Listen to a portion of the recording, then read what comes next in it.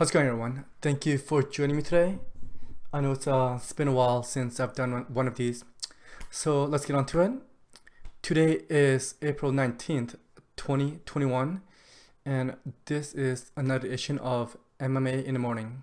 Okay, so our topic of conversation today is Jake Paul versus Ben Askren recap and the fallout. What's next for Robert Whittaker and Kelvin Gastelum? Who should be Jake Paul's next opponent? Middleweight matchup, that is the middleweight into UFC. Contact and face-off. Should I be contacts and face-off? And the Bellator light heavyweight Grand Prix. We are almost down to the final four. We got 3 out of 4 competitor.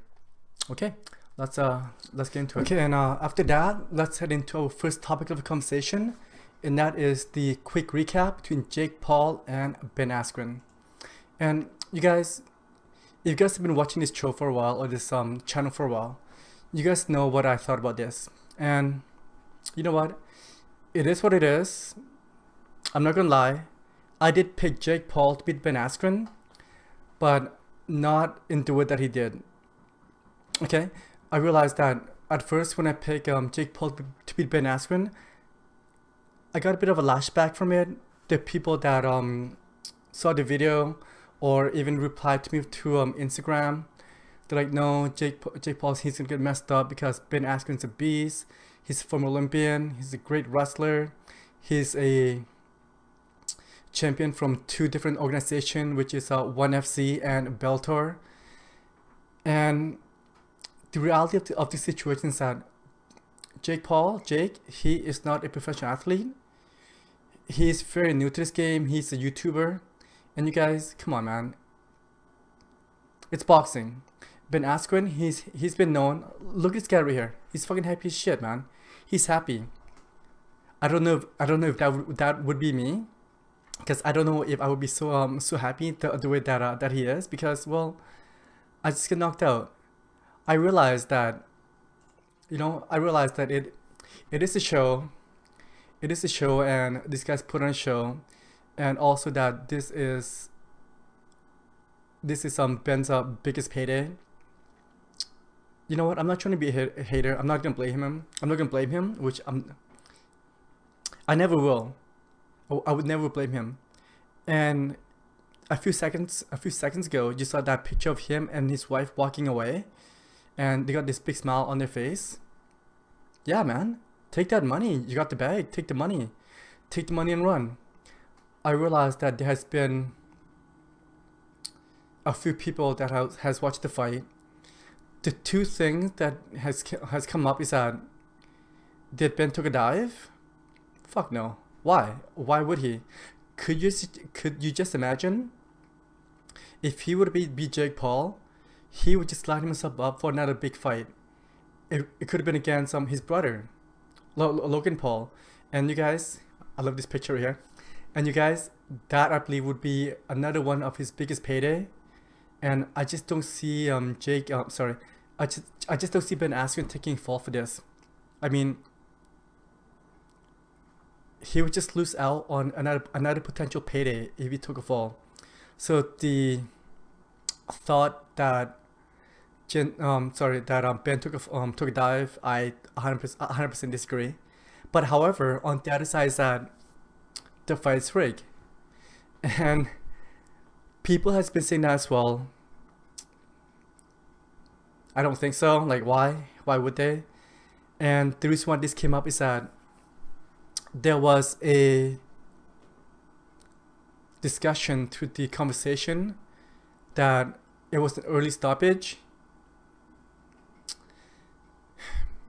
You know what? I went back and watched that fight a few times.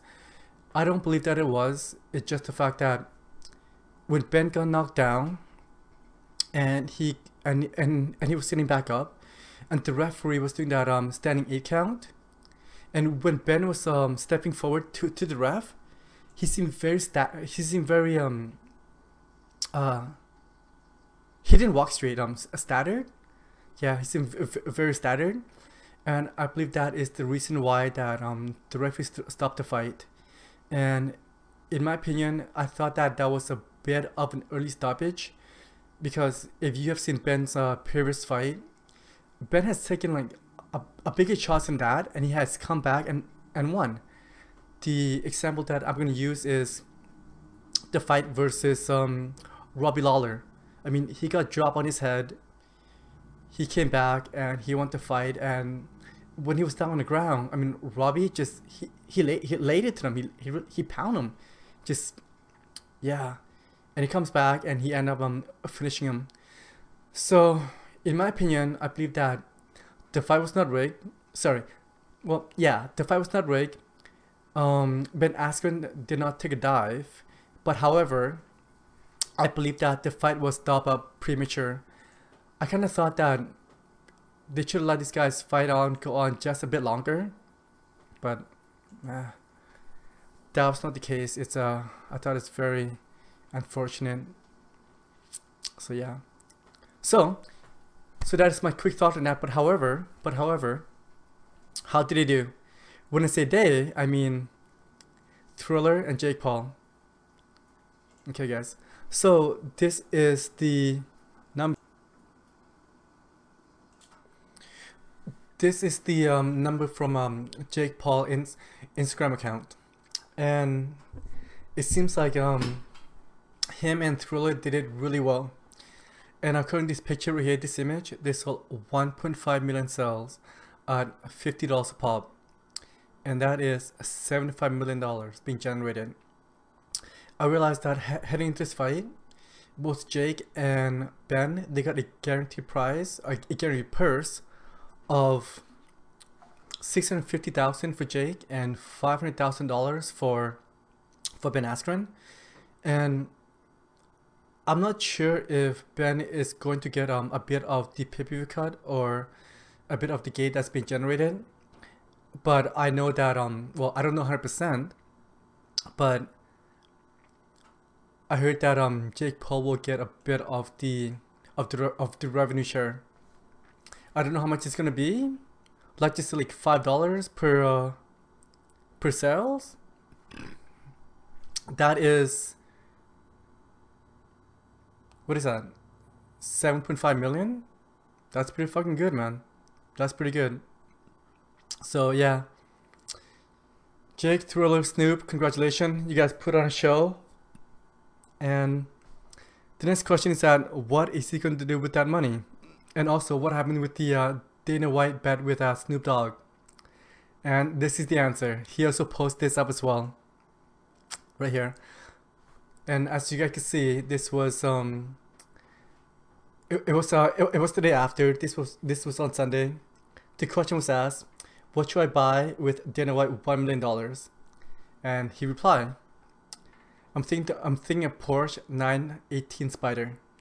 Okay, I don't know if that bet actually went through. It's just the fact that Dana White went on record of saying that he would like to make $1 million bet. But during the event, during the show, you could hear Snoop shouting that, "Dana, give me my money, give me my $2 million. So I don't know if it was $1 million bet or $2 million bet. But either way, let's say it's $2 million. Or Dana White made a $2 million bet between him, when I say him I mean Dana and Snoop, and $1 million between him and Jake Paul. Or on the other end is that he might have made a $2 million bet, but however, Snoop, on the Snoop and Jake side, Snoop and Jake put in $1 million each for $2 million total. I can see that being as a possibility as well. And if this is what Jake wants to spend his money on, man, that is it's a nice ride. It's a nice ride. I like, you know what, I like the color as well. Porsche 918 Spider. It's a nice car, man. It's a nice car. Okay, and so it's not done yet. We got a few fighters that stepped out, and here's one of them right here. It's Dillon Danis. As we know, Dillon Danis was Jake's first option for this fight right here, and we don't really know what happened. That fight was not accepted. Dillon Danis did not accept that fight, and Jake decided to go to Ben Askren, which is his second choice. And leading to the fight, Ben even acknowledged the case. He's like, I realized that you like the easiest fight possible. That's why you approached Dylan Dennis at first, and after Dylan turned it down, you went to me. Me is Ben Askren, and he's like, fuck yeah, I'll fight you. Just pay me. And well, Jake and Triller give Ben the money that he wanted, the money that he like everyone says, including Jake, Ben, Triller, Logan, is that it's his biggest payday, and his disclosed payday, as I previously mentioned, is $500,000. And this is a reply, Sunday, uh, right to the fight. As you can see, it's April 18th, 2021, at 12:08 a.m. Dylan Dennis is on 100%. Send me the contract. Let's do this. I'm gonna put this C out cold. Yeah, you know what, Dylan? I don't think so, man. I think Paul's gonna mess you up. If this fight would ever happen, yeah, I think yeah, I don't think it's gonna be a good night for Dylan Dennis, especially in a boxing match. So, but yeah, but however, that is the number one. That is the first person that react, and this is the other one right here, and it's Nate Diaz. Well, Jake challenged Nate Diaz. So it's like, hey Jake. Oh sorry. Jake's like, Nate Diaz, get KO'd in 3. And this was 10:20 a.m. the next day after, which is April 18th, 2021. I don't know, man. I think this is a bit much, because I can see Jake Paul beating Dylan Dennis, because I just believe that he's a better boxer. But against Nate Diaz, I think that's a bit of a stretch. The mountain's a bit too high. I mean, it's Nate Diaz, man. He's been doing this for a very very long time. His brother Nick, their hands are very good. Me personally, I do not want to see it. I just don't want to see it, because I'm a fan of Jake Paul. After he knocked out Ben Askren, I'm a fan. Would I watch it? Yes, 100%. Just, yeah, I just don't see him beating Nate Diaz. I think Nate Diaz will fuck him up. Yeah. Okay. Alright, so yeah. Alright, so after that, let's head into our next topic of the conversation, and that is what's next for Whittaker and Kelvin Gastelum. Okay guys, so beside the Jake Paul versus Ben Askren that took place this Saturday, we also have a UFC fight, which is headlined by Robert Whittaker taking on Kelvin Gastelum, and Robert won. Robert Whittaker won 50-45, 50-45, and 50-45. Holy smokes, you guys. I've never seen Kelvin Gastelum lost this bad before. I mean, I've seen him lost before, but not a shutout. Not a complete shutout. And you guys, my nose was itchy. And you guys, you know what? This is what I think. I believe that as right now, Robert Whittaker, with this performance right here that he just have, you cannot deny him as the clear number one contender for the middleweight title. I mean, he looks great. He looks awesome. Like, man, that was quite a performance. That was a masterpiece. That was a masterpiece by Robert Whittaker. I mean, he went in there. He did what he got to do, and yeah, I thought Robert looks really good. And yeah, you cannot deny him. You cannot deny Robert Whittaker as the next shot for the UFC middleweight title. Okay, but there's always a but. But however, I realized that Izzy, he's gonna be off for a bit. Izzy did lost his last fight to Jan Blachowicz. So let's just say, cross my finger, that if Robert's not gonna fight AC for the title, let's say injury should happen, injury happen. My second option for Robert Whittaker is to wait. But if he chooses not to wait, I believe him, Robert Whittaker, should be taking on Marvin Vettori for the UFC interim middleweight title. But like I said, that is with the assumption that Izzy's hurt. And as right now, I don't believe that he is. So, yeah. So that is my thought on that. For the winner. But on the flip side, we have Kelvin Gastelum. Okay, guys. I am on the UFC.com right now, and I am taking a look at their ranking. And Kelvin Gastelum, he is sitting at number 8.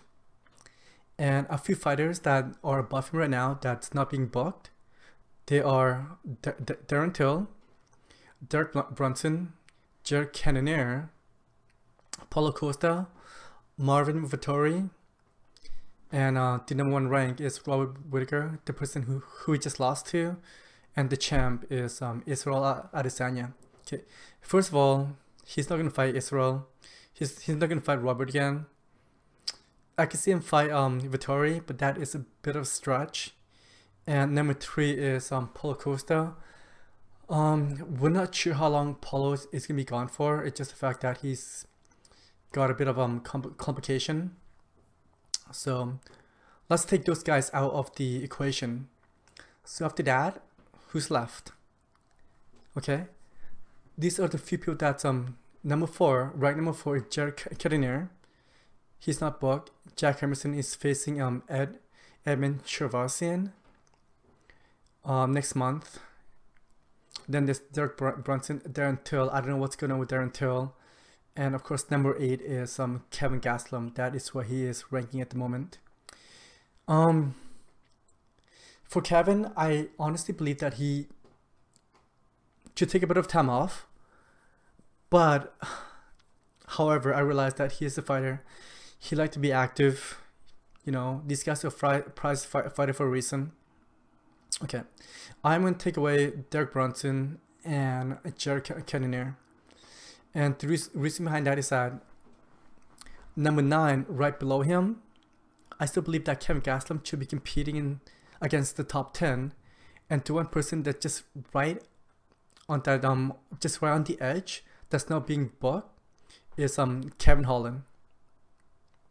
And of course Ronaldo Sosa, he ran off the top 10. Kevin Holland is sitting at number 9 right now.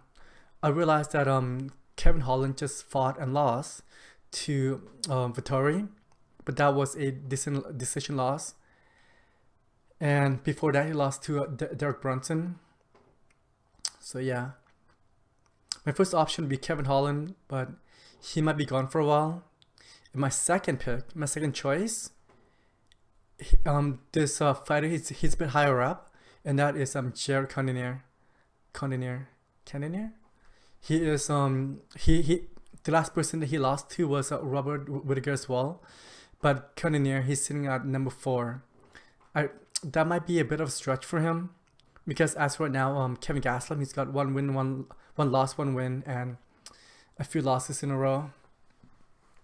So, like I said, you guys, first choice is Kevin Holland.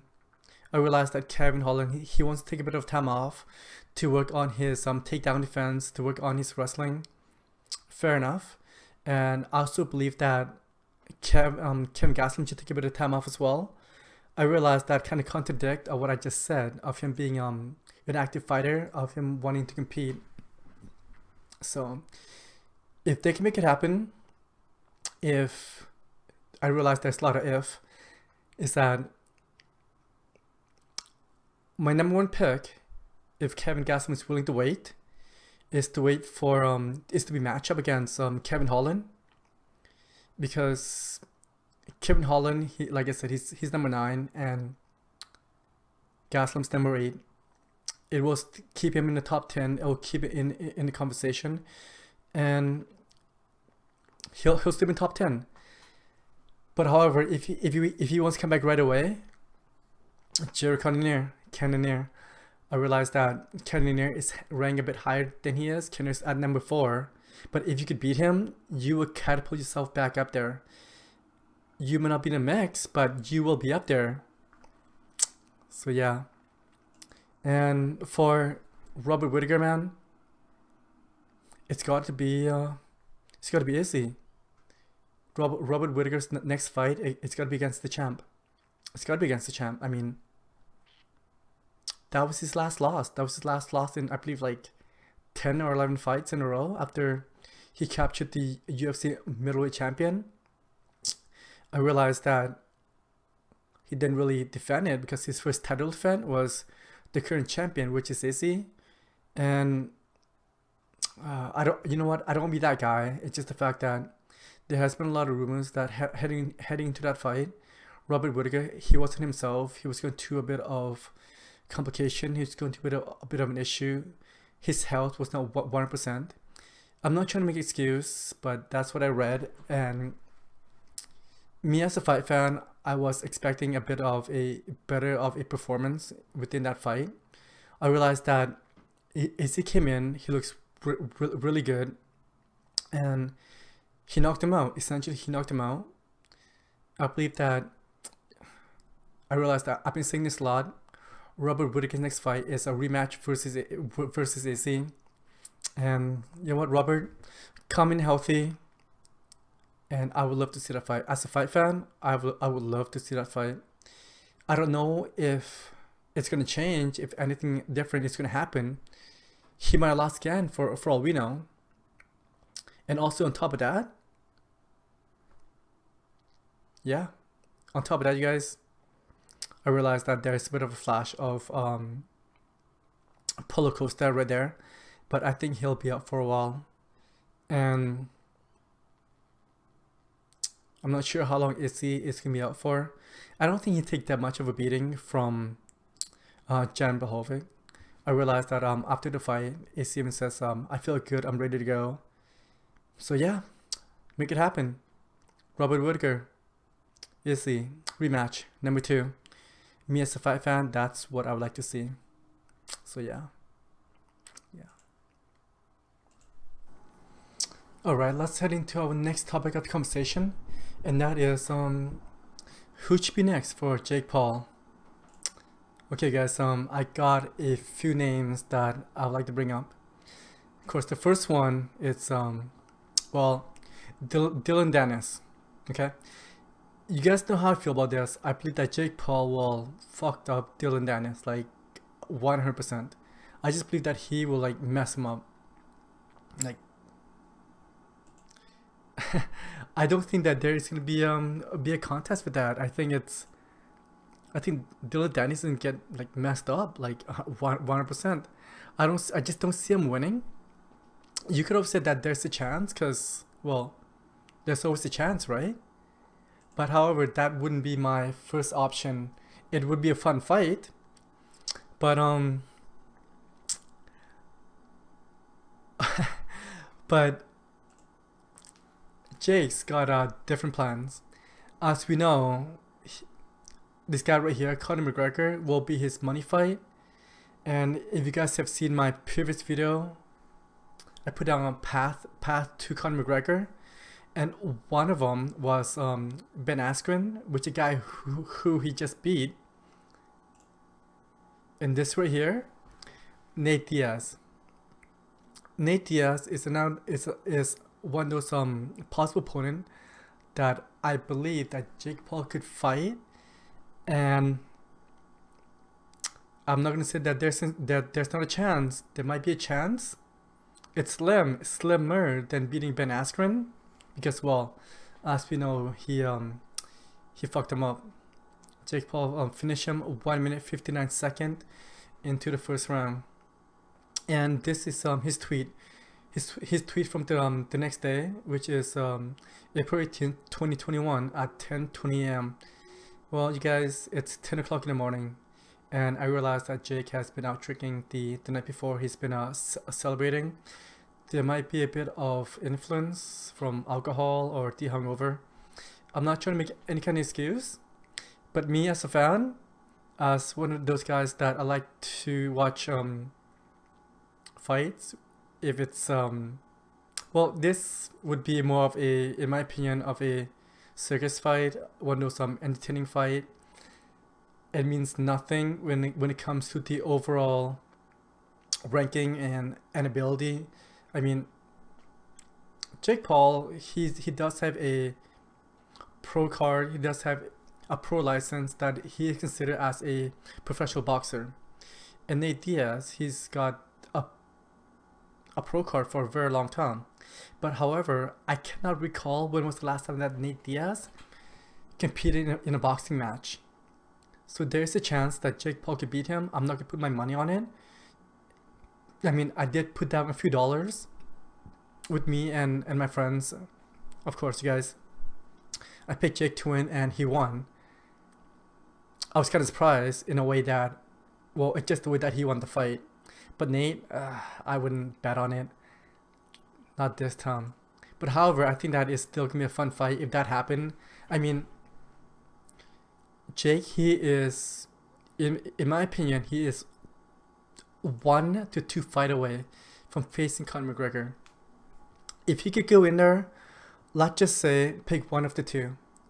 Let's just say if he beat, well, let's just say he fight Dylan Dennis or Nate Diaz. It's very difficult for Conor McGregor to say no to this fight. Conor McGregor, the UFC, Dana White. Because you guys, at the end of the day, these guys, Dana White, the UFC, and Conor, of course, right? They are out there to make money, and I believe that that is one of the biggest fight that they could make. But like I said, if I have to choose, I would like for Jake to fight Dylan Dennis rather than Nate Diaz, because I believe that he have a chance to beat Dylan Dennis, but when it comes to Nate will fuck him up. I honestly believe that Nate will mess him up, like really mess him up. And curveball, you guys, here's a curveball. It's this man right here, Francis Ngannou. I realize that that's a bit of a troll, but you know, that's my dream match. I would love to see Jake take on Francis Ngannou. Yeah, I think Francis would kill him, but like I said, I like watching freak fights. I like watching circus fight. So yeah, you never know. Yeah, so I am very surprised of how that ended. I mean, first round, 1 minute 59 seconds, and Ben, I was a bit disappointed. I kind of thought that the fight would have been more competitive. And at the end of the day, guys, Jake, he is no fool. He's doing this for a reason, and that reason is money. Okay, the reason is money. So don't let him fool you. And he is playing character, and that guy right there, I believe that Conor McGregor is his final boss, and he's very close. Like I said, he's 1 or 2 fights away. If he could get a fight between Dylan Dennis or Nate, or both, if he could beat them both, Conor's next. Conor is next. So yeah. Okay, so well guys, that is my quick thought on that, on who should be his potential next fights, or his next 2 fights at least. Yeah. Okay guys, so let's head into our next topic of the conversation, and that is contact and face off. Should that be allowed? Okay, so you know what, I'm just gonna get into it. Me personally, I'm gonna say no. Okay, I realize that these guys are try to hype up the fight and pushing and shoving each other during face off, or even at a press conference. It's nothing new. I mean, it's been done before. There was one occasion where I believe it was Kevin Lee. He pushed Michael Chiesa at one of the press conference, and this is not even at the face off. It was just at a press conference, and he was removed. I'm not sure if he got fined, but I know that in that situation, Kevin Lee was removed, because he mentioned something about his mom. First of all, like, come on, man. Like, what the fuck are you doing that in the first place? That is, in my opinion, that is ridiculous.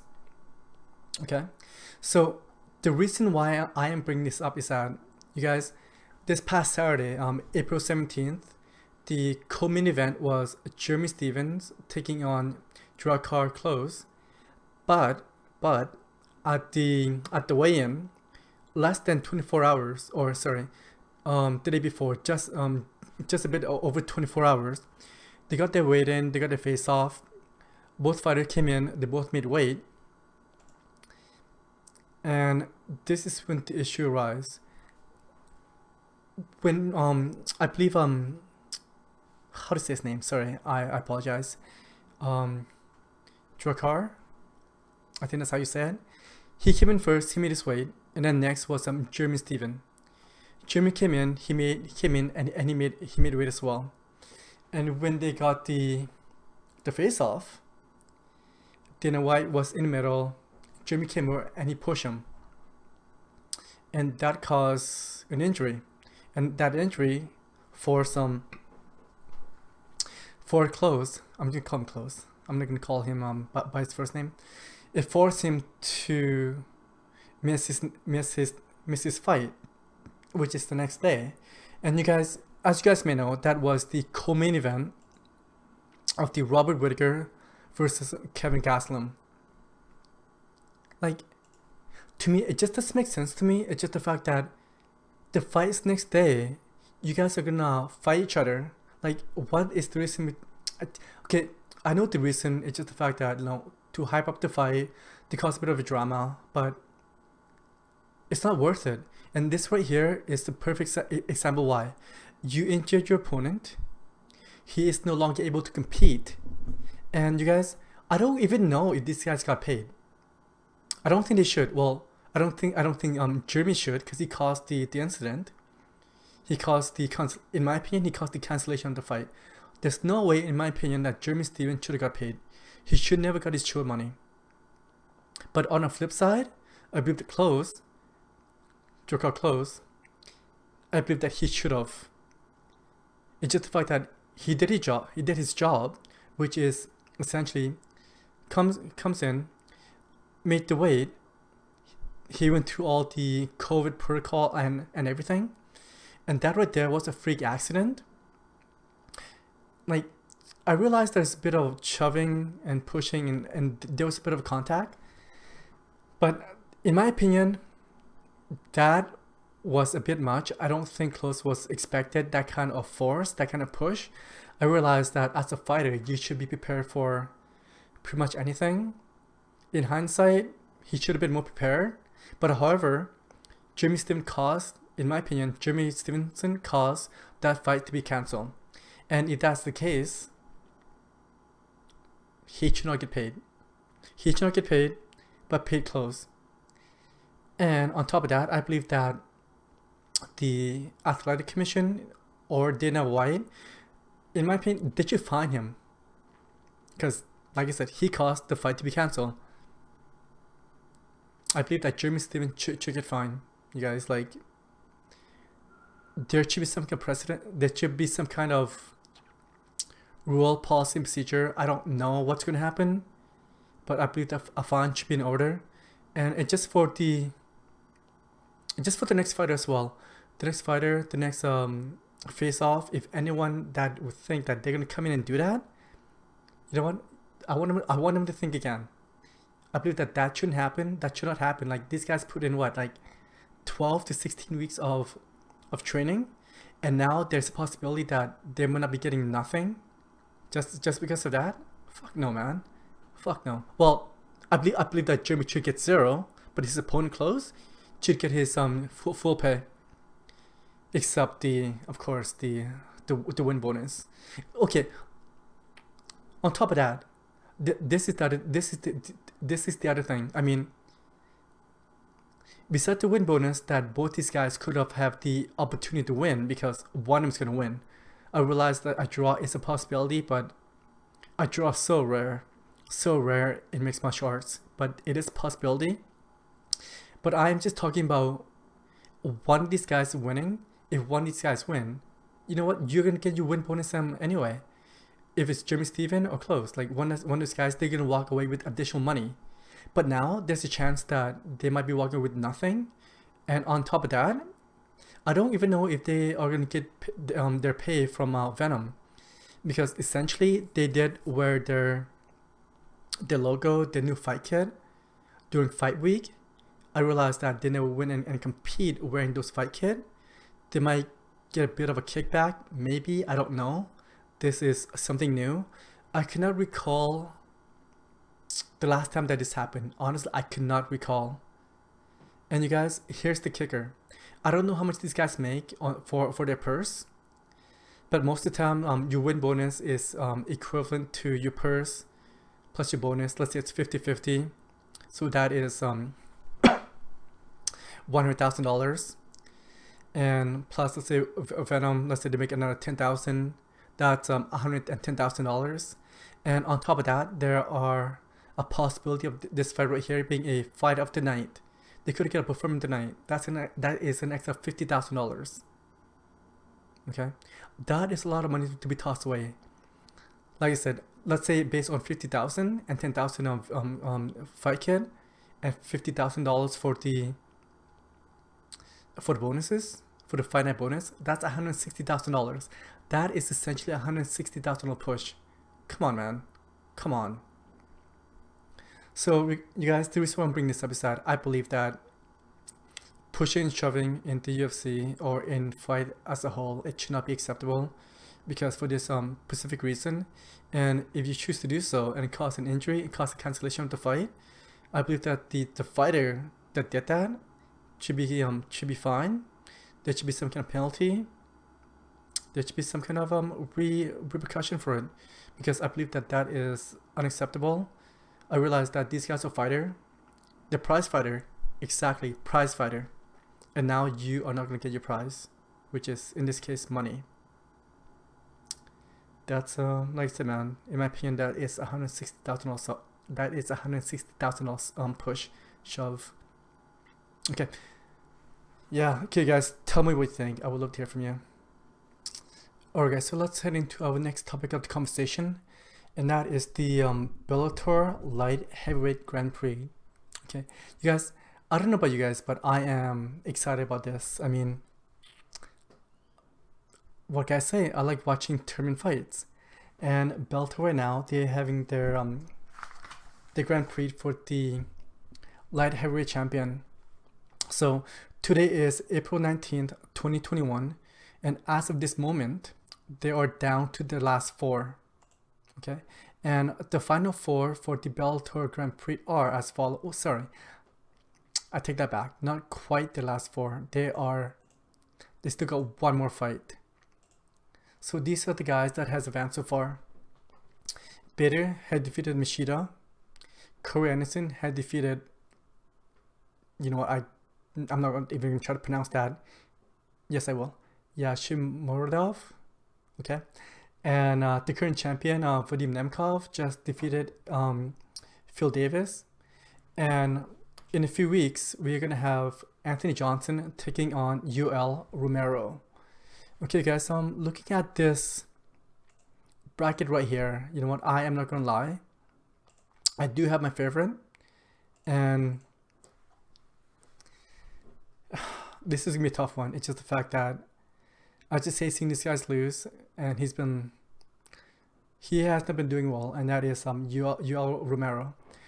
I am picking UL Romero to win, but his first guy that he's fighting is freaking Anthony Johnson. Holy shit, man! And let's just say he makes past Anthony Johnson, and then he's gonna face Vadim Nemkov. Sorry. Oh my goodness. Holy shit. I'm looking at this bracket right here. The right hand side, it's killer. And on the left, we have Ryan Bader versus Corey Anderson as the semifinal. You know what?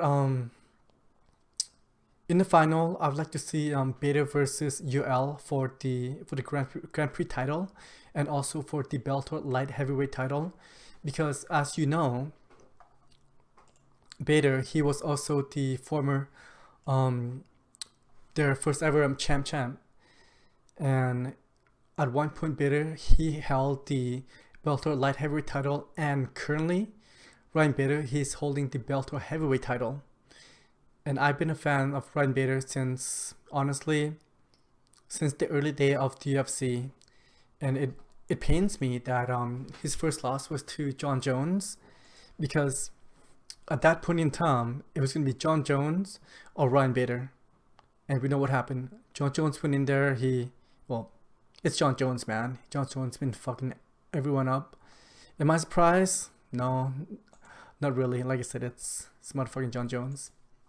But however, like I said, I'm a fan of his.